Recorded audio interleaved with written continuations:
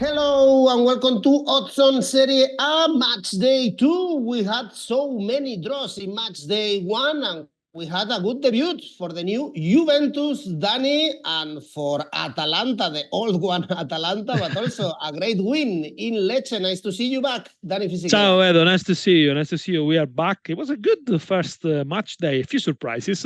Of course, the big one, Napoli losing on their debut, but Juventus maybe have turned the page. Maybe it's a bit early to say it.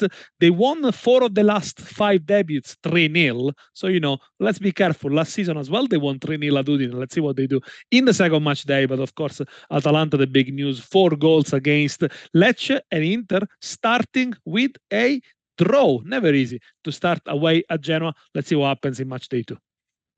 I remember, I think also last year, they drop points in Genoa. It's never easy, but it's the good old Inter favorite to win this Scudetto. So let's analyze all the games. Remember, of course, to leave your comments. And now let's go on with the show.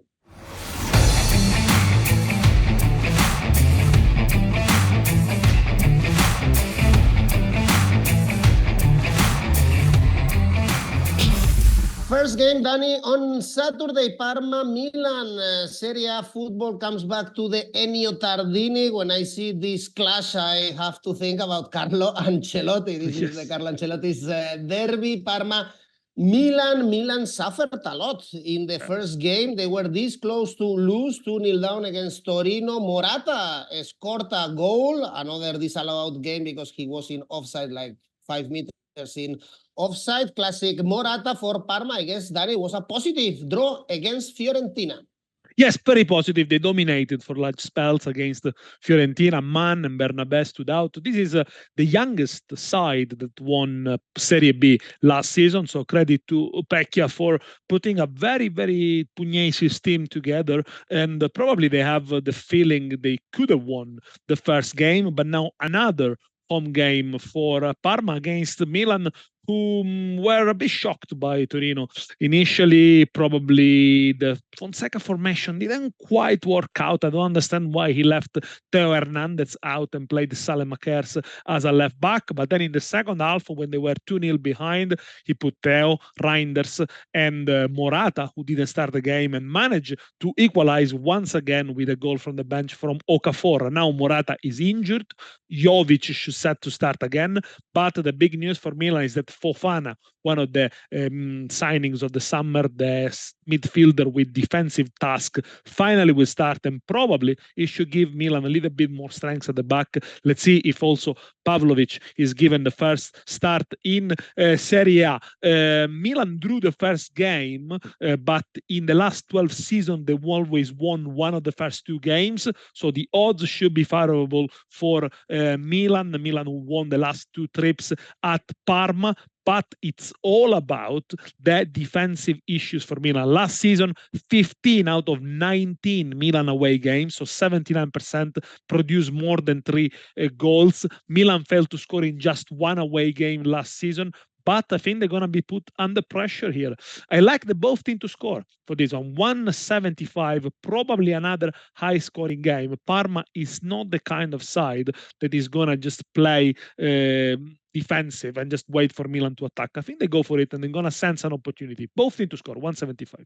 Nice to see Parma back in Serie A. Next game, Dani, Udinese, Lazio. Udinese, a draw like the last season with more draws, this time in Bologna. Last season they struggled, remember, to stay in Serie A. Good debut for Lazio, 3-1 against Venezia, conceded first. We saw Tati Castellanos, a player that probably underperformed last season, the first season in Serie A. So positive start for Baroni.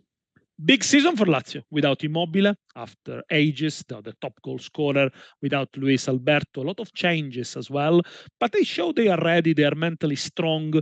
The summer has been challenging for Lazio. There's been a lot of changes, a lot of controversy, a lot of frustration. You never quite know where they stand, what they can afford, but they brought in interesting young players, the likes of Noslin, for example. So they showed, very good mental fortitude, overcoming the setback after conceding after 2 minutes, and they deserved to win. A very high defensive line, quick changes, a solid midfield.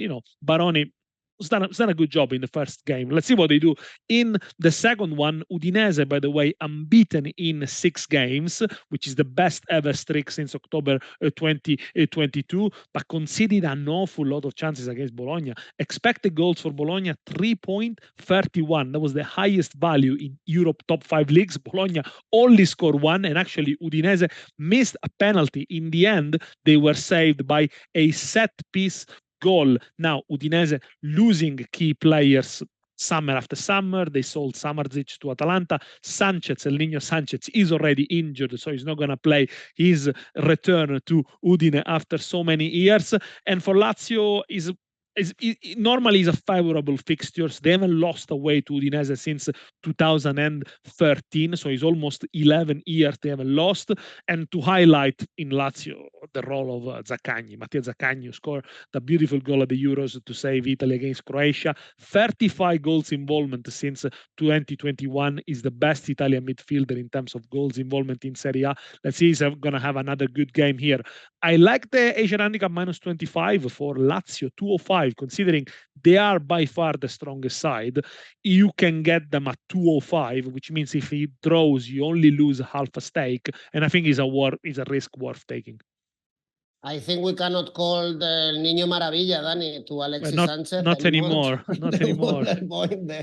The man or the old man almost, yes. to Alexis Sanchez, still around in football. Next game, Monza Genoa, 2 teams that made a good job last season, getting safe comfortably. Monza drew against Empoli. Genoa even more positive, Danny, with that draw against Inter that you mentioned at the beginning, with Junior Messias scoring the equalizer, with no Retegui this season. No Retegui and no Gudmundsson, who was sold to Fiorentina a few days ago. So out of a sudden, Genoa had to do without 25 goals scored from last season. They played a decent game, Genoa, against Monza. Disciplined, they capitalized on the few chances they had. I think in the end they deserve to equalize, even if it was from a penalty. It is a very difficult situation for Gilardino, who finished 12 last season, was the best ever finish for a newly promoted Genoa side for a long time. This time around, he's going to have Pinamonti starting on the first minute. Once considered one of the best promising Italian strikers, but last season got relegated with Sassuolo. And Monza, they suffered against Empoli for some spells. Empoli were better. The goalkeeper of Monza, Pizzignacco, 23 years old, made a couple of good saves. And Monza have a good history in this fixture. They won the only 2 games played between the 2 sides, but they are scoreless in the last 3 Serie A games, and never remained scoreless for 4 games, and lost 4 of the last 6 games at home.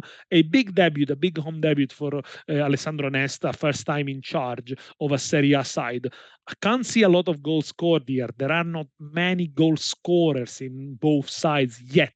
Team still incomplete. I like the under 2.5 goals for Monza Genoa, 173.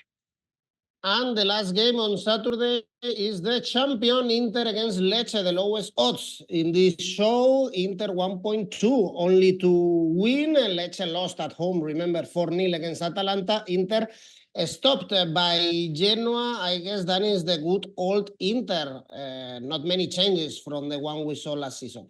It's the same formation, same 3-5-2. Inzaghi trusted the man that won the Scudetto in style. And after the first draw, there are already talks in Italy whether Inter have got a full belly. They're already satisfied. They don't know anger anymore. I think we have to be really, really calm and patient. It was only the first game of the season, and Inter had a load of chances to maybe score a couple goals more, and paid 2 individual mistakes. The first one from Sommer and the last one in the stoppage time from Bissek. But it's unusual for the champions not to win the first match. So it is a news that Inter haven't got the 3 points.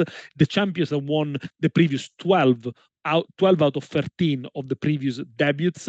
But coming into this game, Inter, who have always scored at home last season, I've got a huge advantage. Last season, Inter beat Lecce with an aggregate score of 6-0. They won 28 times in Serie A against the Salentini, scored 85 goals, and have won Inter all the last 4 games in Serie A with a goal difference of +9. Now, in Serie A, Inter have drawn 3 games in a row, considering also last season, but of course, last season they won the Scudetto with 5 games to spare.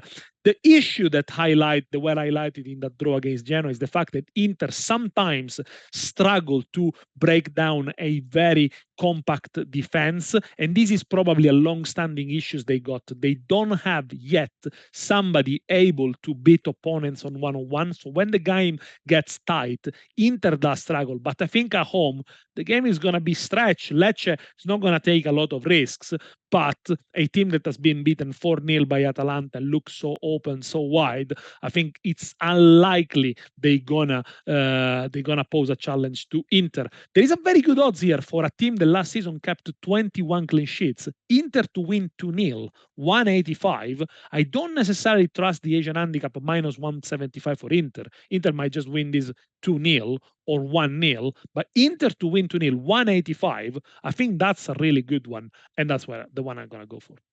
Lecce struggled last season to stay in Serie A, especially the second part of the season was not good, so let's see. They've had a very difficult start with Atalanta, now with Inter, also difficult start for Venezia, first game against Lazio, second game against Fiorentina. This game to be played on Sunday morning. Danny, Fiorentina drew in the, well, not morning, actually afternoon, 6:30. Fiorentina, Danny, drew against Parma. I guess they are still disappointed about the finals lost. What can we expect about Fiorentina focusing in Serie A or not? Well, first of all, they're going to play in the Europa League this Thursday. So it's the first European game against the 𝐻𝐞𝐿 Academy. Of course, the Conference League at competition, they reached the final twice. So again, back-to-back game. Let's see how they react. The first game against 𝐻𝐿 Academy is at home in Firenze. So it's easier for Fiorentina than to play the game against Venezia. But against Parma, they looked a bit disorganized, struggled to adapt to the new tactical demands of Palladino. Some of the players looked out of sync, out of position. I think they are still work in progress. They lack depth, particularly in defense. They're going to be without Pongracic, who got sent off in his debut. So, again, probably they have to make a makeshift back line. And this is a Fiorentina that has changed a few players. It's going to be a debut for Gudmundsson, but they're going to be without Nico Gonzalez, the best player in the last 2 seasons and a half for them, which probably on his way to Juventus. Venezia show some positives against Lazio. Started the game strong. They were aggressive despite missing some key players, but they show some flashes of intensity, vertical play. Probably had they had their captain Poyampalu, who's still out last season, scored around 17-18 goals in Serie B, probably they could have scored a couple, maybe 1 goal more against Lazio, make it more of a contest. I think this is a tricky one for Fiorentina, although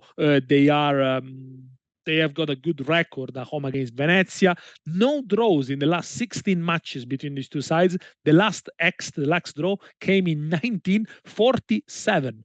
I think potentially is above to score, but I like the over 2.5 goals, 190. I think most of Venezia's games this season, over 50% of Venezia's game season, are going to be over 2.5 goals with Di Francesco on the bench. 190, by the way, that's the odds. Well, much more exciting the next game. Torino, Atalanta. Atalanta with a great win. First leaders in this Serie A. 4-0 against Lecce. Retegui, new signing, yes. Sport brace. Scamacca, remember his long-term injury, missing the whole season. And Atalanta also played good football, especially in the first half in the European Super Cup against Real Madrid. But Torino surprised us, taking the lead in San Siro. And it's important to see Duban Zapata scoring goals. Yes, and Torino had a very good performance as San Siro. They shocked Milan, they stunned them, they were superior, especially in wide areas, with Bellanova, who, by the way, has just signed for Atalanta. So Torino missing one of the best players, replacing him with Borna Sosa, the Croatian. But yeah, Torino left again with a bad taste in the mouth. It could have been an historical win against Milan. They haven't beaten Milan in the league since 2001, and yet they ended only with 1 point. Tactically strong, courageous. So praises to Vanoli in his first game in Serie A as a manager. What let down Torino probably was the lack of quality in their substitutes. Milan made changes with Hernandez, with Reinders, with Morata.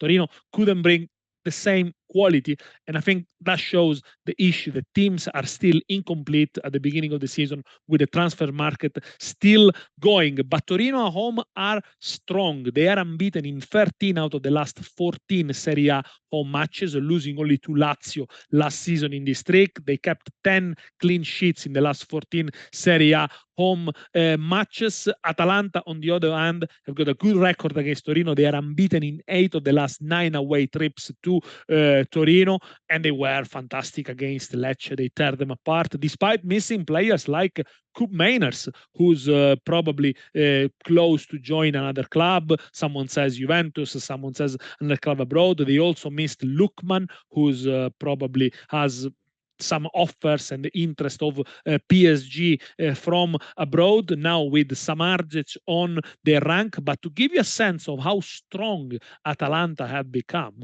they won the opening match of the season in the last 7 seasons, always away from home. So they are a very, very reliable, strong team. Both teams to score. I think Torino at home are a force. Atalanta away from home as well. I think it's going to be a entertaining one. Both teams to score, 185. Okay, very interesting game. Next one, Napoli-Bologna, 2 new projects. I guess Conte is furious with his debut at Napoli, 3-0 defeat in Verona, whereas Bologna drew with Udinese, no Calafiori. Of course, Thiago Motta left this new project with Vincenzo Italiano as a manager and playing Champions League this season.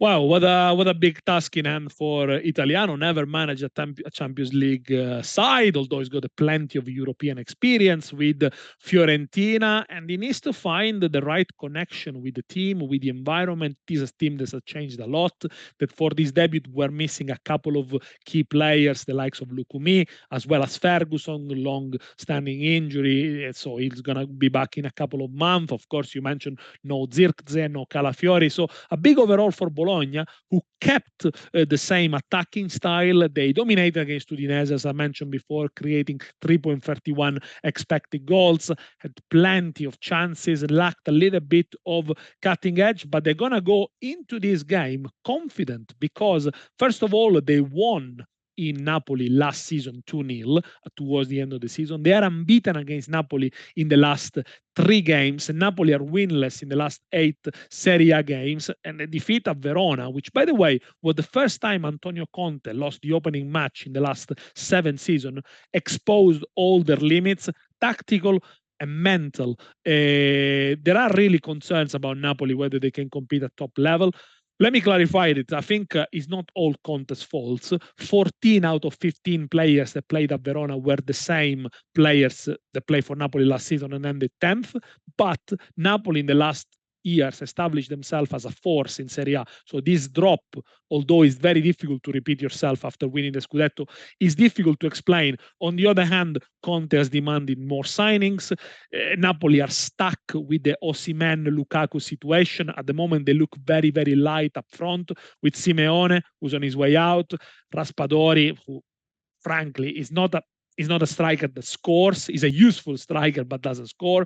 Kvaratskhelia in behind the striker and not as a winger. Now they signed David Neres from Benfica, but last January they signed 𝐿𝐭𝐴𝐲 from Verona, who probably could have get more opportunity. So it looks like a work in progress for Antonio Conte. Now it's a must-win game for them, which is incredible. After 2 games, it's already a must-win game for Conte. Let's see if he makes some changes. Maybe Buongiorno, the defender, will start from the first minute. Perhaps Neres is going to be introduced in the second half.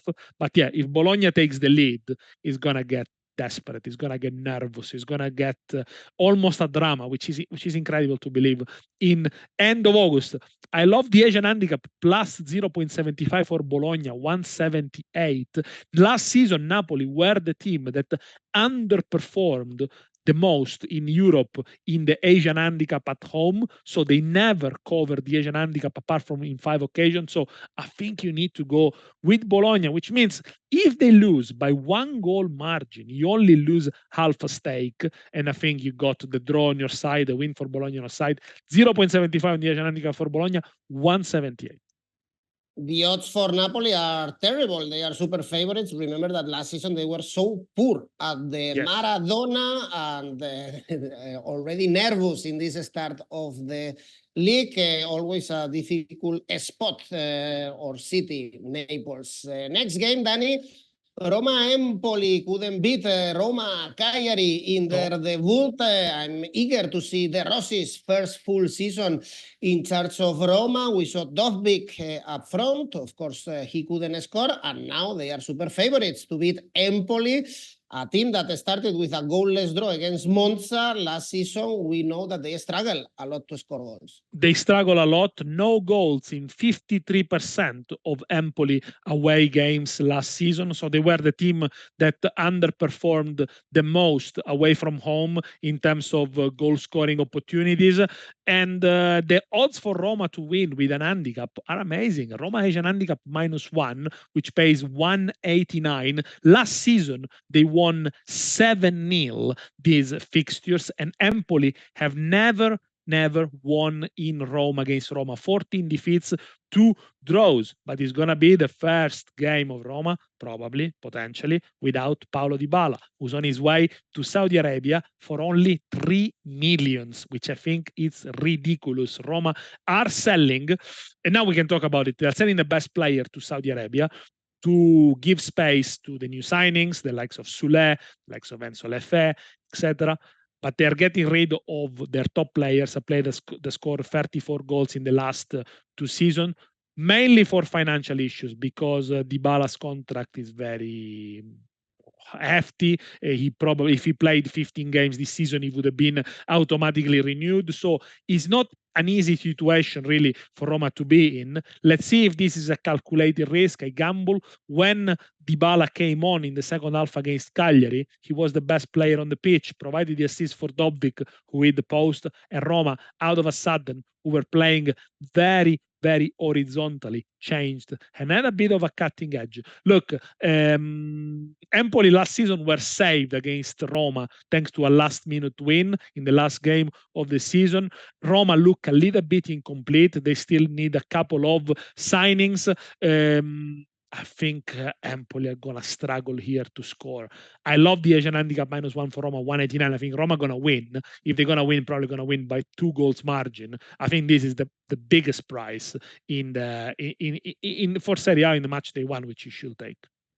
Well, and 2 more games, Danny. On Monday, Cagliari-Como. Cagliari, of course, without Ranieri, with Davide Nicola on the bench, got a positive draw against Roma. Como debut in Serie A, difficult one in Torino against Juve, 3-0. Cesc Fabregas on the bench, and so many important or well-known players in the lineup. Pepe Reina, young Pepe Reina, Alberto Moreno, Cutrone, Belotti, Dani, classics in European football. And another one of your favorites is coming, or maybe Alvaro's favorite. Sergio Roberto just arrived to Como, so they keep signing.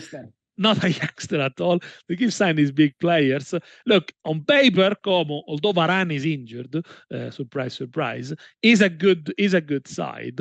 But I think the reality is that they're gonna take time for Cesc and for the players to adapt to Serie A. The good stats for Como is that in the last 3 seasons, only 1 each year of the newly promoted sides went down. So Como don't look doomed on paper, but they suffer Juventus rhythm, and I think they made a couple of errors at the back that led to goals or to chances. Juventus also hit the post twice.